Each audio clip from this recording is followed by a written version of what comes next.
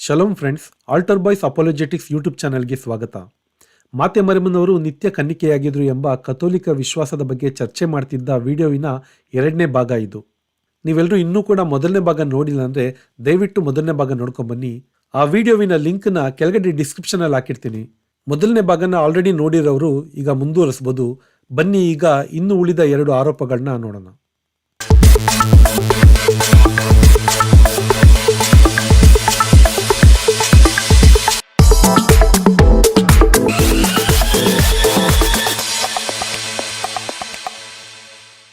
ಎರಡನೇ ಆರೋಪದ ಹೆಸರು ಪ್ರೋಟೋಟೋಕೋಸ್. ಗ್ರೀಕ್ ಭಾಷೆಯಲ್ಲಿ ಪ್ರೋಟೋಟೋಕೋಸ್ ಅಂದ್ರೆ ಜ್ಯೇಷ್ಠ ಪುತ್ರ, ಚೊಚ್ಚಲ ಮಗ ಅಥವಾ ಇಂಗ್ಲಿಷ್ನಲ್ಲಿ ಫಸ್ಟ್ ಬಾರ್ನ್ ಅಂತ. ಲೂಕನು ಬರೆದ ಶುಭ ಸಂದೇಶ 2ನೇ ಅಧ್ಯಾಯ 7ನೇ ವಾಕ್ಯದಲ್ಲಿ ಮಾತೆ ಮರಿಯಮ್ಮನವರು ತಮ್ಮ ಜ್ಯೇಷ್ಠ ಪುತ್ರ ಅಥವಾ ಚೊಚ್ಚಲು ಮಗು ಅಥವಾ ಫಸ್ಟ್ ಬಾರ್ನ್ಗೆ ಜನ್ಮ ಇತ್ತು, ಬಟ್ಟೆಯಲ್ಲಿ ಸುತ್ತಿ ಗೋಧಿಲೆಯಲ್ಲಿ ಇಟ್ರು ಅಂತ ಒಂದು ವಾಕ್ಯ ಇದೆ. ಈ ವಾಕ್ಯದಲ್ಲಿ ಫಸ್ಟ್ ಬಾರ್ನ್ ಅಥವಾ ಜ್ಯೇಷ್ಠ ಪುತ್ರ ಅಂತ ಬರ್ದಿದಾರಲ್ಲ, ಹಾಗಾದ್ರೆ ಮರಿಯಳಿಗೆ ಇನ್ನೂ ಅನೇಕ ಪುತ್ರರು ಇರಬೇಕು. ಇಲ್ಲಾಂದ್ರೆ ಯಾಕೆ ಫಸ್ಟ್ ಬಾರ್ನ್ ಅಂತ ಬರೀತಾರೆ? ಸೆಕೆಂಡ್ ಬಾರ್ನ್, ಥರ್ಡ್ ಬಾರ್ನ್ ಇದ್ರೆ ತಾನೇ ಫಸ್ಟ್ ಬಾರ್ನ್ ಅಂತ ಬರೀಬೇಕು. ಇಲ್ಲ ಅಂದ್ರೆ ಫಸ್ಟ್ ಬಾರ್ನ್ ಅಂತ ಬರೆಯೋಕೆ ಅವಶ್ಯಕತೆನೇ ಇಲ್ಲ ಅಲ್ಲ ಅಂತ ಆರೋಪ ಮಾಡ್ತಾರೆ. ಅಗೇನ್, ಈ ವಾಕ್ಯಗಳನ್ನ ನಾವು ಓದಿದ್ರೆ ನಮಗೆ ಈ ರೀತಿನೇ ಅರ್ಥ ಆಗುತ್ತೆ. ಆದ್ರೆ ಇಲ್ಲಿ ಕಾಂಟೆಕ್ಸ್ಟ್ ನೋಡ್ಬೇಕು. ಅಂದ್ರೆ ಈ ವಾಕ್ಯ ಬರ್ದಿರುವ ಸನ್ನಿವೇಶನ ನೋಡ್ಬೇಕು. ಯಾಕೆಂದ್ರೆ ಈ ಸನ್ನಿವೇಶ ನಡೆದಿದ್ದು ಇಸ್ರಾಯೇಲಲ್ಲಿ ಯಹೂದ್ಯರ ಮಧ್ಯೆ. ಯಹೂದ್ಯರಲ್ಲಿ ಫಸ್ಟ್ ಬಾರ್ನ್ ಅಂದ್ರೆ ಬೇರೆ ಇತರ ಮಕ್ಕಳುಗಳಲ್ಲಿ ಇವನೇ ಮೊದಲನವನು ಅಂತ ಅರ್ಥ ಅಲ್ಲ. ಇತರ ಮಕ್ಕಳಿರ್ಲಿ ಇಲ್ದೇ ಹೋಗ್ಲಿ, ಯಾವ ಮಗು ತಾಯಿಯ ಗರ್ಭನ ಮೊದಲನೇ ಬಾರಿಗೆ ತೆರೆದು ಬರುತ್ತೋ ಆ ಮಗುನೇ ಫಸ್ಟ್ ಬಾರ್ನ್ ಅಥವಾ ಜ್ಯೇಷ್ಠ ಪುತ್ರ ಅಥವಾ ಚೊಚ್ಚಲ ಮಗು ಅಂತ ಹೇಳ್ತಾರೆ. ಇದೇ ಲೂಕನು ಬರೆದ ಶುಭ ಸಂದೇಶದ 2ನೇ ಅಧ್ಯಾಯದಲ್ಲೇ 23ನೇ ವಾಕ್ಯ ನೋಡಿದ್ರೆ ಅಲ್ಲಿ ಹೇಳ್ತಾರೆ, ಮೊದಲು ಜನಿಸಿದ ಪ್ರತಿಯೊಂದು ಗಂಡು ಮಗನ ಸರ್ವೇಶ್ವರನಿಗೆ ಅರ್ಪಿಸಬೇಕು ಅಂತ ವಾಡಿಕೆ ಇತ್ತು ಅಂತ ಅಲ್ಲಿ ಬರೆಯಲಾಗಿದೆ. ಮೊದಲನೇ ಮಗನ ಅರ್ಪಿಸಕ್ಕೆ 2ನೇ ಮಕ್ಕಳಾಗ್ಲಿ 3ನೇ ಮಕ್ಕಳಾಗ್ಲಿ ಕಾಯ್ತಾ ಇರಬೇಕು ಅಂತ ಏನಿಲ್ಲ. ಹೀಗೆ ಜ್ಯೇಷ್ಠ ಪುತ್ರನನ್ನ ಸರ್ವೇಶ್ವರನಿಗೆ ಒಪ್ಪಿಸುವ ವಾಡಿಕೆ ವಿಮೋಚನಕಾಂಡ 13ನೇ ಅಧ್ಯಾಯದ 1ನೇ ವಾಕ್ಯದಲ್ಲಿ ಮತ್ತೆ 11-12 ವಾಕ್ಯಗಳನ್ನ ನಾವು ನೋಡ್ಬೋದು. ಅಲ್ಲೆಲ್ಲೂ ಹೇಳಿಲ್ಲ 2ನೇ ಮಗು 3ನೇ ಮಗು 4ನೇ ಮಗು ಹುಟ್ಟೋ ತನಕ ಕಾಯ್ತಾ ಕೂತಿರಿ, ಆಮೇಲೆ ಮೊದಲನೇ ಮಗುನ ಅರ್ಪಿಸಿ ಅಂತ. ಯಾವುದೇ ಗಂಡು ಮಗು ತಾಯಿಯ ಗರ್ಭನ ಮೊಟ್ಟ ಮೊದಲನೇ ಬಾರಿಗೆ ತೆರೆದು ಹೊರಗಡೆ ಬರುತ್ತೋ ಆ ಮಗುನ ಸರ್ವೇಶ್ವರನಿಗೆ ಅರ್ಪಿಸ್ಬೇಕು ಅಂತ ಅಷ್ಟೇ ಬರ್ದಿರೋದು. ಸೊ ಪ್ರೊಟೆಸ್ಟೆಂಟ್ರು ಈ ವಾಕ್ಯನ ಇಟ್ಕೊಂಡು ಮರಿಯಮ್ಮನವರಿಗೆ ಇತರ ಮಕ್ಕಳು ಇದ್ರು ಅಂತ ಹೇಳೋದು ಅವರ ಅಜ್ಞಾನದ ಪರಮಾವಧಿ ಅಷ್ಟೇ. ಇದು ಯಹೂದ್ಯರಲ್ಲಿ ಮಾತ್ರ ಅಲ್ಲ, ಈಜಿಪ್ಟಿನ ಧರ್ಮದಲ್ಲೂ ಈ ಜ್ಯೇಷ್ಠ ಪುತ್ರ ಎಂಬ ವಾಡಿಕೆ ಇತ್ತು. ಆದ್ರೆ ಅಲ್ಲಿ ಜ್ಯೇಷ್ಠ ಪುತ್ರನ ದೇವರು ಅಂತ ಆರಾಧನೆ ಮಾಡ್ತಾರೆ. ಹಾಗೆ ಒಂದು ಇತಿಹಾಸ ಪುಸ್ತಕದಲ್ಲಿ ಬರೆದಿದ್ದಾರೆ, ಈಜಿಪ್ಟಿನ ಒಂದು ರಾಣಿ ತನ್ನ ಜ್ಯೇಷ್ಠ ಪುತ್ರನಿಗೆ ಜನ್ಮ ಇಡ್ಬೇಕಾದ್ರೆ ಸೆತ್ತೋದ್ಲು ಅಂತ. ಸೊ ಅವಳು ಸಾಯಕ್ಕಿಂತ ಮುಂಚೆ ಅವಳಿಗೆ ಇದ್ದಿದ್ದು ಒಂದೇ ಮಗು, ಅದನ್ನೇ ಜ್ಯೇಷ್ಠ ಪುತ್ರ ಅಂತಾರೆ. ಅವಳಿಗೆ ಇನ್ನೂ 2-3 ಮಕ್ಕಳಾಗಬೇಕು, ಆಮೇಲೆ ಇದನ್ನ ಜ್ಯೇಷ್ಠ ಪುತ್ರ ಅಂತ ಕರಿಬೇಕು ಅಂತ ಯಾವುದೇ ಧರ್ಮದಲ್ಲೂ ಯಾವುದೇ ವಾಡಿಕೆಯಲ್ಲೂ ಇಲ್ಲ. 3ನೇ ಆರೋಪ ಮತ್ತಾಯನು ಬರೆದ ಶುಭ ಸಂದೇಶ 1ನೇ ಅಧ್ಯಾಯ 25ನೇ ವಾಕ್ಯದಲ್ಲಿ ಜೋಸೆಫನು ಯೇಸು ಹುಟ್ಟೋ ತನಕ ಮರಿಯಳ ಜೊತೆ ಶರೀರ ಸಂಪರ್ಕ ಇಲ್ಲದೆ ಇದ್ದನು ಅಂತ ವಾಕ್ಯ ಇದೆಯಲ್ಲ, ಅದನ್ನ ಇಟ್ಕೊಂಡು ಈ ಪ್ರೊಟೆಸ್ಟೆಂಟ್ರು ಹೇಳ್ತಾರೆ, ನೋಡಿ ಇಲ್ಲಿ ಜೋಸೆಫನು ಮರಿಯಳ ಜೊತೆ ಯೇಸು ಹುಟ್ಟೋ ತನಕ ಮಾತ್ರ ಶರೀರ ಸಂಬಂಧ ಇಟ್ಕೊಂಡಿರ್ಲಿಲ್ಲ ಅಂತ ಹೇಳ್ತಾರೆ. ಈ ಪ್ರೊಟೆಸ್ಟೆಂಟ್ರದ್ದು ಪ್ರಾಬ್ಲಮ್ ಏನಂದ್ರೆ, ಈ ಮಾತ್ರ ಅಂತ ಪದ ಇದೆಯಲ್ಲ ಅದನ್ನ ಬೈಬಲ್ನ ಅನೇಕ ವಾಕ್ಯಗಳಿಗೆ ಸೇರಿಸ್ಬಿಟ್ಟು ತಮ್ಮದೇ ಆದ ಒಂದು ಅರ್ಥ ಕೊಟ್ಬಿಟ್ಟು ಏನೇನೋ ವಿಶ್ವಾಸಿಸ್ತಾರೆ. ಅದರಲ್ಲಿ ಇದು ಒಂದು. ಆದ್ರೆ ಈ ವಾಕ್ಯದಲ್ಲಿ ಎಲ್ಲೂ ಮಾತ್ರ ಅಂತ ಬಳಸೇ ಇಲ್ಲ. ಅಲ್ಲಿ ಹೇಳಿರೋದು ಜೋಸೆಫನು ಯೇಸು ಹುಟ್ಟೋ ತನಕ ಮರಿಯಳ ಜೊತೆ ಶರೀರ ಸಂಬಂಧ ಇಟ್ಕೊಂಡಿರ್ಲಿಲ್ಲ ಅಂತ ಅಷ್ಟೇ. ಯಾಕೆಂದ್ರೆ ಒಂದು ವಿಷಯ ಹೇಳ್ಬೇಕಾರೆ ಅಲ್ಲಿಯ ತನಕ ಅಥವಾ ಅಲ್ಲಿಯವರೆಗೆ ಅಂತ ಬಳಸಿದ ಮಾತ್ರಕ್ಕೆ ಆ ವಿಷಯ ಅಲ್ಲಿ ತನಕ ಮಾತ್ರ, ಆಮೇಲೆ ಮುಂದೆ ನಡೀಲೇ ಇಲ್ಲ ಅಂತ ಅರ್ಥ ಅಲ್ಲ. ಯಾಕೆಂದ್ರೆ ಉದಾಹರಣೆಗೆ ನಾವು ನೋಡ್ಬೋದು, ಇದೇ ಮತ್ತಾಯ 28ನೇ ಅಧ್ಯಾಯದ 20ನೇ ವಾಕ್ಯದಲ್ಲಿ ಹೇಳ್ತಾನೆ, ಯೇಸು ತಮ್ಮ ಶಿಷ್ಯರಿಗೆ ಹೇಳ್ತಾರೆ, ಇಗೋ ಲೋಕಾಂತ್ಯದವರೆಗೂ ನಾನು ನಿಮ್ಮೊಡನೆ ಇರ್ತೀನಿ ಅಂತ. ಇಲ್ಲಿ ಕೂಡ ಮತ್ತಾಯ ಅದೇ ಗ್ರೀಕ್ ಪದ ಹಿಯೋಸ್ ಎಂಬ ಪದನ ಬಳಸಿದಾನೆ. ಅಂದ್ರೆ ಯೇಸು ಇಗೋ ಲೋಕಾಂತ್ಯದವರೆಗೂ ನಿಮ್ ಜೊತೆ ಇರ್ತೀನಿ ಅಂತ ಹೇಳಿದಾರಲ್ವಾ, ಅಂದ್ರೆ ಲೋಕಾಂತ್ಯ ಆದ್ಮೇಲೆ ನಮ್ ಜೊತೆ ಇರಲ್ವಾ, ನಮ್ಮನ್ನ ಬಿಟ್ಟು ಹೋಗ್ಬಿಡ್ತಾರೆ ಅಂತ ಅರ್ಥನ? ಖಂಡಿತವಾಗ್ಲೂ ಇಲ್ಲ. ಸೊ ಈ ವರೆಗೆ ಅಥವಾ ತನಕ ಅಂತ ಬರ್ದಿದ್ ಮಾತ್ರಕ್ಕೆ ಆ ವಿಷಯ ಅಲ್ಲಿಗೆ ನಿಂತೋಯ್ತು, ಮುಂದೆ ನಡೀಲಿಲ್ಲ ಅಂತ ಅಲ್ಲ. ತಂದೆ ದೇವರು ಕೂಡ ಯೇಸುವಿಗೆ ಹೇಳಿದ ಒಂದು ವಾಕ್ಯನ ನಾವು ಬೈಬಲಲ್ಲಿ ಅನೇಕ ಕಡೆ ನೋಡ್ಬೋದು. ಅಲ್ಲಿ ಹೇಳ್ತಾರೆ, ನಿನ್ನ ಶತ್ರುಗಳನ್ನು ನಿನ್ನ ಪಾದದಡಿ ಹಾಕೋ ತನಕ ಅಥವಾ ವರೆಗೆ ನೀನು ನನ್ನ ಬಲಭಾಗ್ಯದಲ್ಲಿ ಅಸೀನನಾಗಿರು ಅಂತ ಒಂದು ವಾಕ್ಯ ಇದೆ.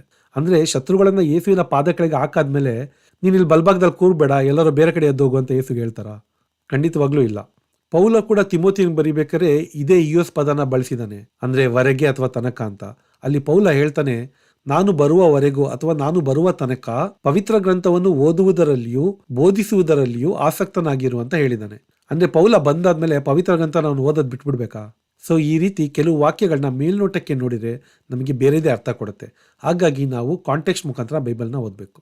ಈ ರೀತಿ ಬೈಬಲ್ನಲ್ಲಿ ಇನ್ನೂ ಅನೇಕ ವಾಕ್ಯಗಳಿದೆ. ಅಲ್ಲೆಲ್ಲ ಇದೇ ಗ್ರೀಕ್ ಪದ ಹಿಯೋಸ್, ಕನ್ನಡದಲ್ಲಿ ವರೆಗೆ ಅಥವಾ ತನಕ, ಇಂಗ್ಲಿಷ್ನಲ್ಲಿ ಅಂಟಿಲ್, ಈ ಪದನ ಅನೇಕ ವಾಕ್ಯಗಳನ್ನ ನಾವು ನೋಡ್ಬೋದು. ಆ ರೀತಿ ಬರ್ದಿದ್ ಮಾತ್ರಕ್ಕೆ ಆ ವಿಷಯ ಅಲ್ಲಿಗೆ ನಿಂತೋಯ್ತು, ಮುಂದೆ ನಡೆದಿಲ್ಲ ಅಂತ ಅರ್ಥ ಅಲ್ಲ. ಆದ್ರೆ ಇಲ್ಲಿ ನಮಗೊಂದು ಪ್ರಶ್ನೆ ಬರ್ಬೋದು, ಮತ್ತಾಯ ಯಾಕೆ ಇದನ್ನ ಉಲ್ಲೇಖ ಮಾಡಿದ್ದಾನೆ ಅಂತ. ಇದನ್ನ ಬರಿದೇನೆ ಇರ್ಬೋದಿತ್ತಲ್ಲ, ಜೋಸೆಫನ್ನು ಯೇಸು ಊಟ ತನಕ ಮರಿಯಳ ಜೊತೆ ಶರೀರ ಸಂಬಂಧ ಇಟ್ಕೊಂಡಿದ್ದ ಅಂತ ಬರಿದೇ ಇರ್ಬೋದಿತ್ತಲ್ಲ. ಅದು ಬರ್ದಿದ್ರಿಂದ ತಾನೇ ನಮಗೆ ಈ ಸಂಶಯ ಬರ್ತಿರೋದು ಅಂತ ನಮಗೊಂದು ಪ್ರಶ್ನೆ ಬರ್ಬೋದು. ಅದಕ್ಕೆ ಮತ್ತೆ ಅಗೇನ್ ಕಾಂಟೆಕ್ಸ್ಟ್ ನ ತಿಳ್ಕೋಬೇಕು. ಮತ್ತಾಯ ನಾವೆಲ್ಲರೂ ಶುಭ ಸಂದೇಶ ಓದ್ಬೇಕಂತ ಬರ್ದಿಯಾನೆ, ಆದರೆ ಅವನ ಪ್ರಮುಖ ಉದ್ದೇಶ, ಅವನು ಶುಭ ಸಂದೇಶ ಬರ್ದಿದ್ದು ಯಹೂದ್ಯರಿಗೆ. ಯಹೂದ್ಯರು ಎದುರು ನೋಡ್ತಿದ್ದ ಮಸ್ಸಯ್ಯ ಯೇಸುನೇ ಅಂತ ಪ್ರೂವ್ ಮಾಡೋದಕ್ಕೆ ಪ್ರಮುಖ ಉದ್ದೇಶ ಇಟ್ಕೊಂಡು ಮತ್ತಾಯ ಈ ಶುಭ ಸಂದೇಶನ ಬರ್ದಿದ್ದಾನೆ. ಬೈಬಲ್ ಸ್ಟಡಿ ಮಾಡಿದವ್ರಿಗೆ ಗೊತ್ತಿರುತ್ತೆ ಮತ್ತಾಯನು ಬರೆದ ಶುಭ ಸಂದೇಶಕ್ಕೂ ಇತರರು ಬರೆದ ಶುಭ ಸಂದೇಶಕ್ಕೂ ಯಾವ ವ್ಯತ್ಯಾಸ ಇದೆ ಅಂತ. ಇಲ್ಲಿ ನಾವು ಅನೇಕ ವಾಕ್ಯಗಳನ್ನು ನೋಡ್ಬೋದು. ಮತ್ತಾಯ ಯಹೂದ್ಯರಿಗೆ ಯೇಸುನೇ ಮಸ್ಸಾಯ ಅಂತ ಪ್ರೂವ್ ಮಾಡೋದಕ್ಕೆ ಅನೇಕ ಬಾರಿ ಪ್ರಯತ್ನ ಪಟ್ಟಿದ್ದಾನೆ ಅಂತ. ಅದರಲ್ಲಿ ಇದು ಒಂದು. ಯಾಕಂದ್ರೆ ಅನೇಕ ಯಹೂದ್ಯರು ಯೇಸು ಮಸ್ಸಾಯ ಅಲ್ಲ ಅಂತ ಪ್ರೂವ್ ಮಾಡೋದಕ್ಕೆ ಅನೇಕ ಕಾರಣಗಳನ್ನ ಹುಡುಕ್ತಾ ಇದ್ರು. ಯೇಸು ದೇವರ ಪುತ್ರ ಅಲ್ಲ, ಅವರು ಕೂಡ ನಮ್ಮಂತೆಯೇ ನೈಸರ್ಗಿಕ ಜನನ ಹೊಂದಿದ್ದಾರೆ, ಜೋಸೆಫ ಮತ್ತು ಮರಿಯಳ ಶಾರೀರ ಸಂಬಂಧದಲ್ಲೇ ಹುಟ್ಟಿದ್ದಾರೆ ಅಂತ ಪ್ರೂವ್ ಮಾಡಕ್ಕೆ ಅವ್ರು ಕಾಯ್ತಾ ಇದ್ರು. ಅದಕ್ಕೋಸ್ಕರನೇ ಮತ್ತಾಯ ಬರ್ದಿದ್ದಾನೆ ಯೇಸು ಹುಟ್ಟ ತನಕ ಜೋಸೆಫ ಮತ್ತು ಮರಿಯ ಶರೀರ ಸಂಬಂಧ ಇಟ್ಕೊಂಡಿರ್ಲಿಲ್ಲ ಅಂತ. ಅವ್ನು ಯಾಕೆ ಈ ವಿಷಯನ ಒತ್ತಿ ಹೇಳ್ತಿದ್ದಾನೆ ಅಂದ್ರೆ, ಯೇಸು ದೇವರ ಪುತ್ರ, ನಮ್ಮಂತೆ ನೈಸರ್ಗಿಕ ಜನನ ಅವ್ರು ಒಂದೇ ಇಲ್ಲ ಅಂತ ತೋರ್ಸೋದಕ್ಕೋಸ್ಕರ ಬರ್ದಿದ್ದಾನೆ. ಮತ್ತಾಯ ಈ ರೀತಿ ಬರೆಯೋದಕ್ಕೆ ಅವನಿಗೆ ಅಭ್ಯಾಸ ಎಲ್ಲಿಂದ ಬಂತು ಅಂದ್ರೆ, ಅವನು ಓದ್ತಾ ಇದ್ದ ಹಳೆ ಒಡಂಬಡಿಕೆಯಿಂದನೇ.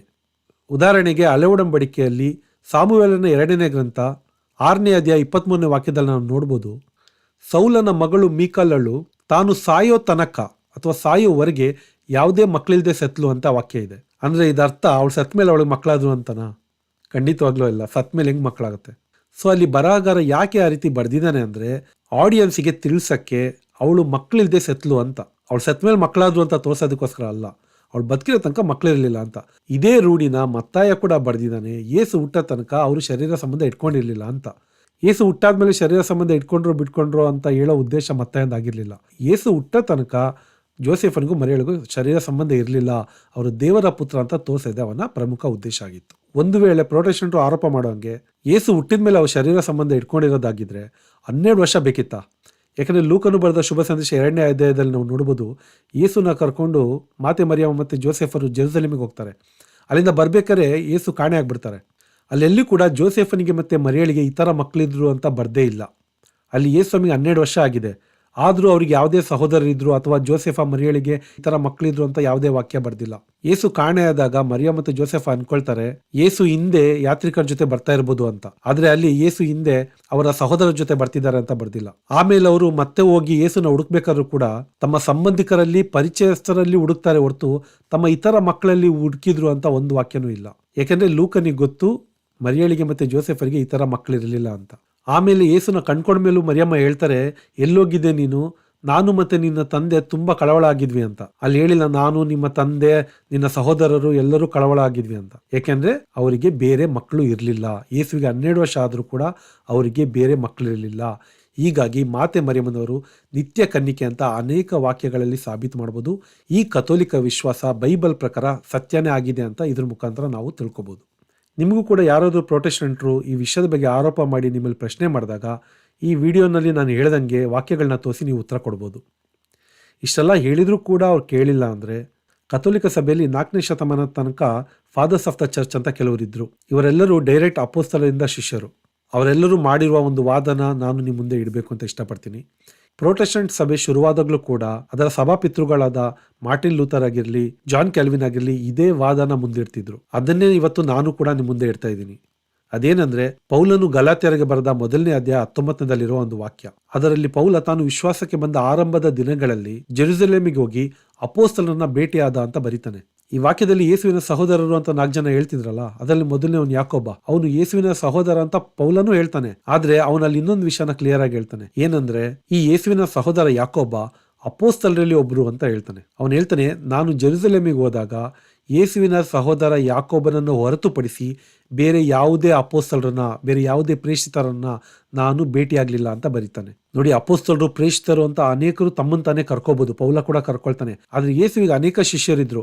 ಅದ್ರಲ್ಲಿ 12 ಜನನ ಮಾತ್ರ ಅವರು ಪ್ರೇಷಿತರು ಅಥವಾ ಅಪೋಸ್ತಲರು ಅಂತ ಕರೆದ್ರು. ಬೇರೆ ಇನ್ಯಾರನ್ನೂ ಅಪೋಸ್ತಲರು ಅಂತ ಕರೆದಿಲ್ಲ. ಅಪೋಸ್ತಲರು ಅಂದ್ರೆ ಆ 12 ಜನ ಮಾತ್ರ. ಸೊ ಹಾಗಾಗಿ ಈ ಪ್ರಶ್ನೆನ ನೀವು ಪ್ರೊಟೆಸ್ಟೆಂಟ್ಗೆ ಕೇಳಬೇಕು ಅಂತ ನಾನು ನಿಮ್ಮಲ್ಲಿ ಕೇಳ್ಕೊಳ್ತೀನಿ. ಹೇಗಂದ್ರೆ, ನೀವು ಪ್ರೊಟೆಸ್ಟೆಂಟ್ಗೆ ಕೇಳಿ, ಗಲಾತ್ಯರಿಗೆ ಬರೆದ 1ನೇ ಅಧ್ಯಾಯ 19ನೇ ವಾಕ್ಯದಲ್ಲಿ ಪೌಲ ಹೇಳ್ತಾನಲ್ಲ, ಯೇಸುವಿನ ಸಹೋದರ ಯಾಕೋಬ ಅಪೋಸ್ತಲರಲ್ಲಿ ಒಬ್ಬ ಅಂತ. ಅದು ಯಾವ ಯಾಕೋಬ ಅಂತ ಪ್ರಶ್ನೆ ಮಾಡಿ. ಯಾಕೆಂದ್ರೆ ಅದಕ್ಕೆ ಅವ್ರು ಏನು ಉತ್ತರ ಕೊಟ್ಟರು ಸಿಗಾಕೊಳ್ತಾರೆ. ಯಾಕೆಂದ್ರೆ ಅಪೋಸ್ತಲರಲ್ಲಿ 2 ಯಾಕೋಬ ಇದ್ದಾರೆ. ಒಬ್ಬ ಅಲ್ಫಾಯನ ಮಗ, ಇನ್ನೊಬ್ಬ ಜೆಬೆದಾಯನ ಮಗ. ಅವರು ಒಂದು ವೇಳೆ ಯೇಸುವಿನ ಸಹೋದರ ಅಲ್ಫಾಯನ ಮಗ ಅಂದ್ರೆ ಅಲ್ಲೇ ಗೊತ್ತಾಗುತ್ತೆ ಜೋಸೆಫನ ಮಗ ಅಲ್ಲ ಅಂತ. ಅಥವಾ ಅವರು ಒಂದು ವೇಳೆ ಜೆಬೆದಾಯನ ಮಗ ಯಾಕೋಬ ಅಂತ ಹೇಳಿದ್ರು ಕೂಡ ಅವ್ರು ಸಿಗಾಕೊಳ್ತಾರೆ. ಯಾಕೆಂದ್ರೆ ಅವಾಗ್ಲೂ ಸಾಬೀತಾಗುತ್ತೆ ಅವನು ಜೋಸೆಫನ ಮಗ ಅಲ್ಲ ಅಂತ. ಹೀಗಾಗಿ ಮರಿಯಳ ಮಗನೂ ಅಲ್ಲ, ಯೇಸುವಿನ ಸ್ವಂತ ಒಡ ಹುಟ್ಟಿದ ಸಹೋದರ ಅಲ್ಲ ಅಂತ. ಸೊ ಈ ಪ್ರಶ್ನೆಯ ಮುಖಾಂತರ ನಾನು ನನ್ನ ವಿಷಯನ ಮುಗಿಸ್ತಾ ಇದ್ದೀನಿ. ಶಲೋಮ್ ಫ್ರೆಂಡ್ಸ್, ಈ ರೀತಿ ವಿಡಿಯೋಗಳನ್ನ ಕನ್ನಡದಲ್ಲಿ ಮಾಡೋದು ತುಂಬ ಕಡಿಮೆ. ದಯವಿಟ್ಟು ಈ ಚಾನಲ್ನ ಸಬ್ಸ್ಕ್ರೈಬ್ ಮಾಡಿ, ಈ ವಿಡಿಯೋನ ಲೈಕ್ ಮಾಡಿ. ಆದಷ್ಟು ನಿಮ್ಮ ಫ್ರೆಂಡ್ಸಿಗೆ ವಾಟ್ಸಪ್ಪಲ್ಲಾಗಿರಲಿ, ಫೇಸ್ಬುಕ್ಕಲ್ಲಾಗಿರಲಿ, ಇನ್ಸ್ಟಾಗ್ರಾಮಲ್ಲಾಗಿರಲಿ ದಯವಿಟ್ಟು ಶೇರ್ ಮಾಡಿ. ಇದು ಕನ್ನಡ ಮಾತಾಡುವ ಎಲ್ಲ ಕಥೋಲಿಕರಿಗೂ ಹೋಗಿ ತಲುಪಬೇಕು. ಇದು ಹೆಚ್ಚು ಪ್ರಸಾರ ಆದಷ್ಟು ನನಗೂ ಕೂಡ ಇನ್ನೂ ಅನೇಕ ಈ ರೀತಿ ವಿಡಿಯೋಗಳನ್ನ ಮಾಡಬೇಕು ಅಂತ ಒಂದು ಪ್ರೇರೇಪಣೆ ಸಿಗುತ್ತೆ. ದಯವಿಟ್ಟು ಇದನ್ನು ಶೇರ್ ಮಾಡಿ, ಈ ವಿಡಿಯೋನ ಲೈಕ್ ಮಾಡಿ ಮತ್ತು ಸಬ್ಸ್ಕ್ರೈಬ್ ಮಾಡಿ ಅಂತ ಕೇಳ್ಕೊಳ್ತೀನಿ. ಪಕ್ಕದಲ್ಲಿರುವ ಬೆಲ್ ಐಕನನ್ನು ಒತ್ತಿ, ಆವಾಗಲೇ ನಾನು ನೆಕ್ಸ್ಟ್ ಯಾವುದೇ ವಿಡಿಯೋ ಹಾಕಿದರೂ ಕೂಡ ನಿಮಗೆ ಅದು ನೋಟಿಫಿಕೇಶನ್ ಬರುತ್ತೆ. ಮುಂದಿನ ವಿಡಿಯೋದಲ್ಲಿ ಸಿಗೋಣ. ಶಲೋಮ್.